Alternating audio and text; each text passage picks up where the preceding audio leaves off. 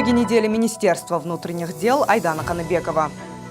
Министр внутренних дел Кыргызской республики генерал-лейтенант милиции Улан Ниязбеков принимает участие в работе сегмента высокого уровня 67-й сессии комиссии ООН по наркотическим средствам, проходящей в столице Австрии, Вене. В 2024 году комиссия по наркотическим средствам проводит среднесрочный обзор для оценки выполнения всех международных обязательств в области наркополитики. По окончании двухдневного этапа заседания высокого уровня, посвященного среднесрочному обзору, будет проведена пятидневная очередная сессия. Глава правоохранительного ведомства Кыргызстана, поприветствовав участников сегмента, выразил искреннюю благодарность организаторам за высокий уровень подготовки. В своей речи министр внутренних дел Кыргызстана выразил готовность содействовать процессам взаимодействия на глобальном, региональном и национальном уровне. В ходе встречи Улан Ниязбеков отметил, что динамично развивающееся взаимодействие не только в двустороннем порядке, но и в формате многостороннего сотрудничества. Кроме того, глава МВД подчеркнул, что в настоящее время при финансировании Российской Федерации реализуется проект УНП ООН по внедрению новых технологий в борьбе с наркотиками с бюджетом $1 800 000 США. Благодаря проекту Кыргызстан стал одним из первых стран в регионе, успешно применяющих беспилотные летательные аппараты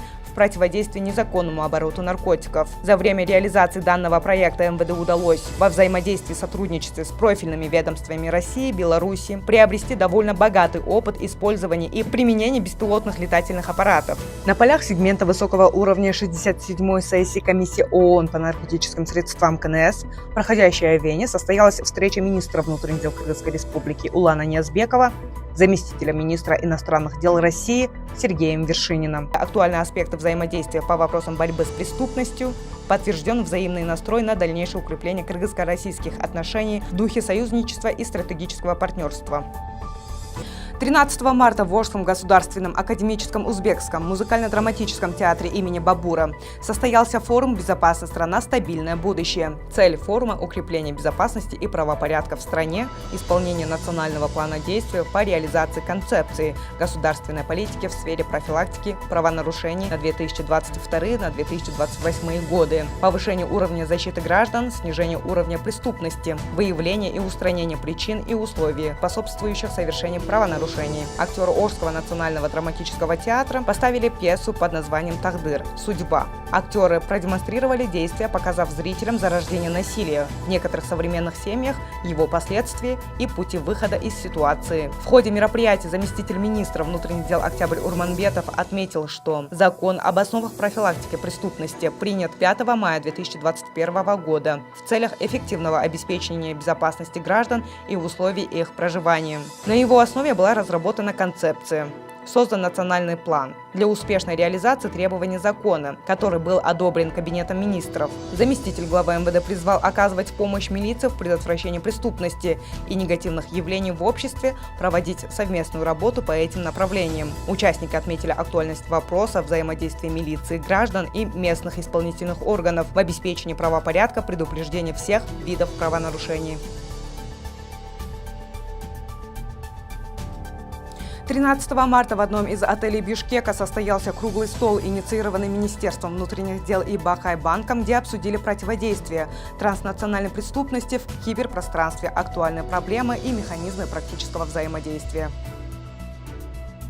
Обращаясь к собравшимся, заместитель министра внутренних дел выразил признательность организаторам и экспертам, которые нашли время принять участие в мероприятии. В ходе работы круглого стола поднимались острые и актуальные проблемы нашего времени, транснациональная киберпреступность и механизмы противодействия ей. Отмечено, что с каждым днем растет количество устройств, подключающихся к глобальной сети интернет, что позволяет киберпреступникам расширять сферу деятельности. Кроме того, обсуждалось количество преступлений, совершаемых с использованием информационных технологий, и некоторые разновидности киберпреступлений. В завершении между приглашенными гостями развернулась оживленная дискуссия, каждый выразил личное мнение в указанной проблематике. 14 февраля текущего года в милицию обратился гражданин Республики Узбекистан и сообщил, что малознакомые лица обманным путем привезли его в Араванский район и вымогали $5000 США. Злоумышленники, угрожая расправой, требовали деньги. По его словам, один из них нанес ножевые ранения. После избиений и угроз он был вынужден перевести $5000 США. По данному факту следственной службой УВД Ошской области возбуждено уголовное дело по статье 207, а именно разбой Уголовного кодекса Кыргызской Республики. В результате проведенных оперативных мероприятий сотрудниками 3-го управления по Южному региону ГУР МВД совместно с ГКНБ Кыргызской Республики задержан подозреваемый в совершении преступления. В настоящее время ведется дальнейшая работа по установлению и задержанию остальных соучастников преступления. При проведении оперативных мероприятий сотрудниками отдела по борьбе с организованной преступностью по городу Ош 3-го управления ГУР МВД задержана группа лиц, занимающаяся вымогательством путем запугивания физической расправой. По словам потерпевшего, незнакомцы ночью пришли к нему домой, показали удостоверение одной из силовых структур, угрожая, что у него дома обнаружат якобы наркотики, и потребовали 100 000 сомов. В случае невыполнения требований неизвестные пригрозили мужчине физической расправой и в подтверждение серьезности своих намерений забрали у мужчины припаркованное возле дома авто марки Mazda 323, пообещав вернуть машину после выплаты всей суммы. На следующий день потерпевший собрал всю сумму и передал 100 000 сомов вымогателям. Но спустя 2 недели злоумышленники стали обратно вымогать у жителя города Ош 100 000 сомов. Потерпевший обратился в милицию.